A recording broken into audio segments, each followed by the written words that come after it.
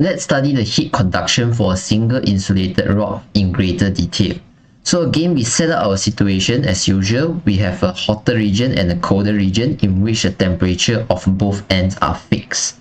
Then what we do is we introduce an insulated rod that is made of material with thermal conductivity K and uniform cross-sectional area A to make the two regions to be in thermal contact. Okay, so there are three things to be aware of for this rod. First is that it is insulated. Insulated means by the heat that transfers through this rod over here will not escape to the surrounding. You can layer it with polystyrene foam or other kind of materials that can insulate the heat to prevent it from escape to the surrounding. That's the idea of insulated rod. Next, the rod is made of material with thermal conductivity K. So there's only one material that used to make up this rod, and we usually measure how good a material conducts heat using this value thermal conductivity. So if it has a greater value of thermal conductivity, that means it can conduct heats very well. So a lot of heat can pass through per unit time. So if we say a material has poor thermal conductivity, then only a little bit of heat can pass through the rod per unit time. That's the idea of poor thermal conductivity or good thermal conductivity. Okay. The third thing is that the rod is made of uniform cross-sectional area. So you will see the whole rod to have the same diameter, same cross-sectional area. You won't see any part which is thicker, you won't see any part which is thinner. Okay, then of course this rod here has a length of L. Okay, so heat is going to transfer from the hotter region to the colder region through this rod through heat conduction. Then this is the heat transfer that happens.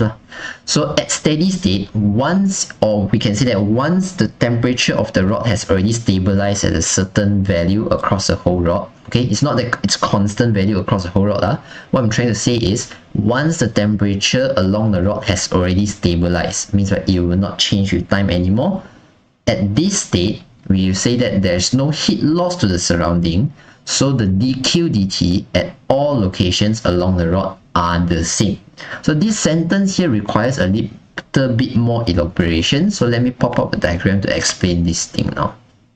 Okay, so we have our hotter region and our colder region. So heat is being transferred through this rod over here from the hotter region to the colder region. Again, because we say that the temperature along the rod is not changing with time, that means that the internal energy at every location of this rod is not changing with time. Okay, so we already mentioned that you have greater internal energy, that means you are hotter, you have higher temperature. So let's imagine it that way. Let's imagine that every section of this rod over here, there's a wallet being placed at each section of this rod over here. So the amount of cash that you have inside that wallet represents the internal energy at that section. Okay, let's think of it like that. Maybe it makes things easier, maybe. Okay, so because section 1 here is nearer to the hotter region, therefore you have higher temperature.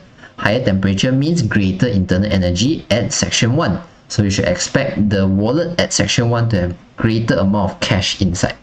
Okay, on the other side of the coin, you have section 8 over here, which is the nearest to the colder region. So because this is the region that has the lowest temperature, you should expect the least amount of internal energy being stored at this section over here. So if you think about it, the wallet at section 8 here will have the least amount of cash. Okay, but because the temperature along the rod is not changing at steady state, you have already stabilized the temperature already. That means by the internal energy at all sections of the rod is not changing also. So that means by the amount of cash inside every wallet is not changing with time. So you can have, let's say section 1 has $100 of cash inside its wallet, whereas section 8 have $10 of cash inside its wallet. There are different value. The amount of cash inside each wallet is different. But what I'm trying to highlight here is that the amount of cash will not change. You will not see it go from $100 of cash change to $150 or $120 next hour. No, it will not change. It will remain at $100 after no matter how much time has passed. Okay, that's the idea of steady state. The internal energy at every position is fixed. It is no longer changing with time. Okay, so now let's bring in the heat transfer into the picture. We know that heat transfer from this hotter region to this colder region, and it will pass through this rod. because we can think of this heat transfer here as cash entering the wallet and cash leaving the wallet. Okay, just now we mentioned that all wallet here should not experience any change in the amount of cash. So that means, right, if there's $5 coming into this wallet, in order to make sure I still remain at $100 in my wallet, I have to give out that same $5 that I received to the second section. So I receive $5, I give out $5. By doing so, I can make sure my wallet does not experience any increase or decrease in my cash. If I take $5 but I only give out $1, that means I keep $4 to myself. That means the amount of cash I have increase. That will cause your internal energy to increase, your temperature will increase, which is not the thing we want. We want the temperature to be constant with time. So because of that, how much energy I receive, how much cash I receive, I'll need to give out that same amount of cash to the next section. The same happened for the next section. Section 2 received $5 from section 1. Section 2 will also need to give out that same $5 to section 3. Section 3 received $5 from section 2. He also need to give out that same $5 to section 4. Okay, so the same happens to section 5, 6, 7, and 8. So what are we trying to highlight here is that how much heat is being passed along the rod, it's always the same. Okay, when I say same means, right, all these arrow here represent the same amount of energy. Let's say 5 joule and 5 joule of energy passed to section 1 every second. Then that means 5 joule energy you pass to section 2 every second. That means 5 joule energy you pass to section 3 every second. 5 joule energy you pass to section 4 every second, and so on and so on. All these arrow here, they represent the same value. Okay, same 5 joule energy being passed per unit time. So you see this thing, dq dt at all locations along the rod are the same. dq dt, what is dq? Q is heat, t is time. Heat transfer per unit time at all locations are the same. That means by if I transfer 5 joule to the right per second, over here should also transfer 5 joule of energy to the right. Over here should also transfer 5 joule of energy to the right every second.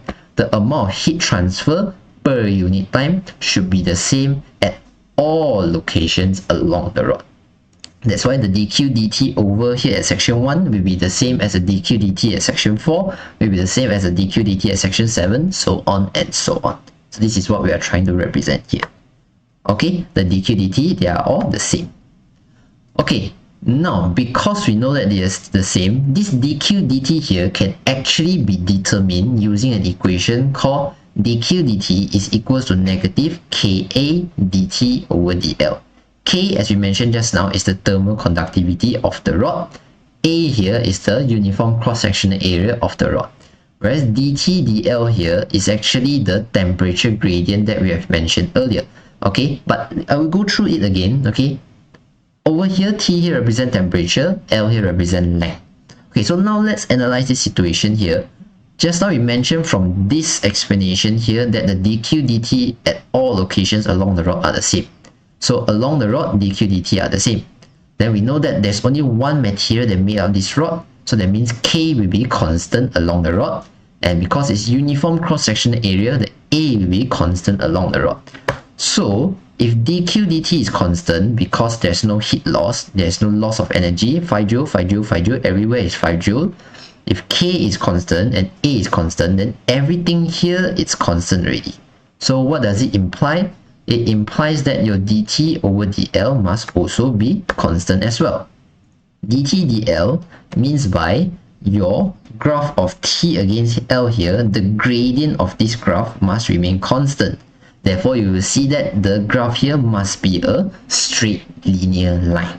This is why for single insulated rod, the graph of T against L must be a linear line. It cannot be a curve. Just now we see that if it's a curve, that means, right, there is already heat loss. So if there's heat loss, then dq dt is not constant. Therefore, dt dl is not constant, it will be changing. But for insulated rod, we know that the heat transfer is the same everywhere. So dq dt is constant. So dt dl is also constant. That's why your line here is a linear line. Okay, so now let's study this equation in greater detail. Okay, This equation is what we have mentioned earlier, but because we know that dq dt is the same, we don't need to do it in differentiation. Differentiation is a bit complicated.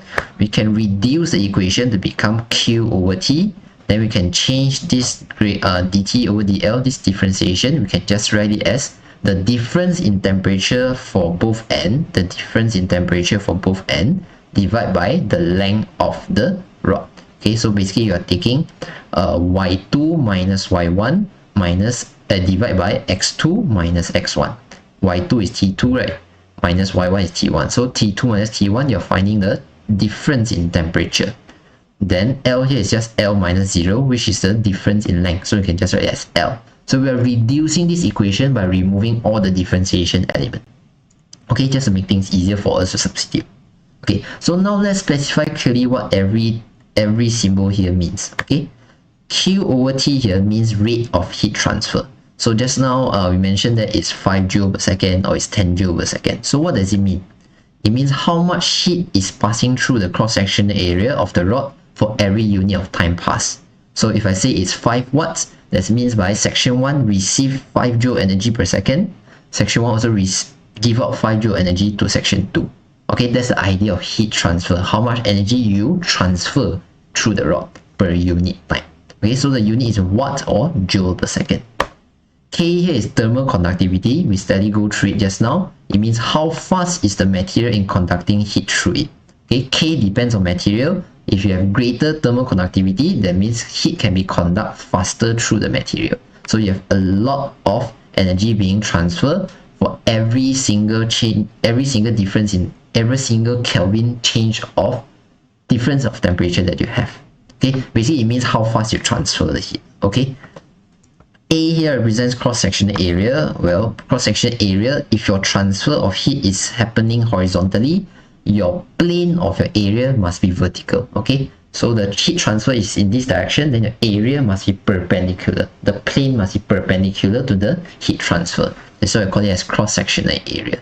Then lastly, delta T over L here represents the temperature gradient. So this is the gradient that we are talking about. So it's the gradient of the TL graph. Okay, you can take degrees Celsius divided by meter. So you get degrees Celsius per meter or Kelvin per meter. So in this calculation, right, it's okay to leave your temperature either in degrees Celsius or in Kelvin. You can use both units, but you shouldn't mix them up. But if you use degrees Celsius, you can use degrees Celsius here consistently, no problem. If you want to use Kelvin, you can use Kelvin as well, no problem. Okay, but you don't take 1 degree Celsius minus and another Kelvin. Okay, if it's degrees Celsius, then degrees Celsius minus degrees Celsius or Kelvin minus Kelvin. Just keep it consistent and you'll be fine.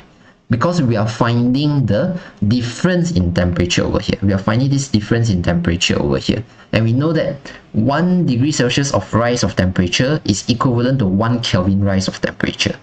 5 degrees Celsius drop in temperature is equivalent to 5 Kelvin drop of temperature. So the amount of change and the amount of difference in temperature for degrees Celsius and Kelvin are the same. So it's okay to use degrees Celsius, it's okay to use Kelvin for this equation over here. Now, why is there a negative in this equation? Well, it's to explain the direction actually. So if your delta T over L is positive, if this value here is positive, multiply by area, which is another positive, multiply by thermal conductivity, which is another positive, multiply by a negative sign, you get your Q over T to be a negative value. Okay, Q over T is a negative value, means by your heat flow will flow in the negative direction, which is to the left. So if your heat flow is going to the left, that means by your right hand side is hotter, your left hand side is colder. So if your left hand side is colder, right hand side is hotter, your graph will be in this direction. It's a linear increasing graph. In that case, you get your gradient to be a positive gradient, which makes sense. On the other hand, if our delta T over L is negative, just like this situation over here, our gradient for this graph is negative, then our Q over T will be negative multiplied by positive, multiplied by positive, multiplied by negative, you get a positive value. That means my heat flow is going to the right. Okay, so this is what happens over here. Our heat flow is going to the right because our temperature gradient is a decreasing, it's a linear decreasing graph. That's why you get your heat transfer to the right. So it's to flip the sign between the delta T over L and the Q over T over here. That's the function of this negative, to make sure the direction of heat flow is in the correct direction. Okay, so that's a deeper analysis of the heat conduction for a single insulated rod.